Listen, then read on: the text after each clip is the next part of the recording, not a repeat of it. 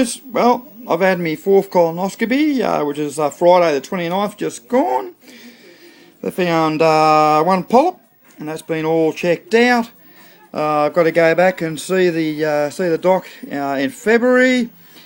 The size of it was only about, the polyp was 3 millimeters in size. Everything went well. As I said, this is my fourth one, so I've got a family history of it. So yeah, I'm just pretty happy that it's all done, because to me, dead's a bloody long time. So this was my colonoscopy number 4. So people, as you get tested and live, as I said, I'm only 45. So yeah, 45, and this is my fourth one. So as I said, it's Sunday, which is the 1st of December. After you have your colonoscopy, make sure you drink plenty of fluids to rehydrate yourselves. Don't overeat, and yep, get tested and live, people, because dead's a bloody long time.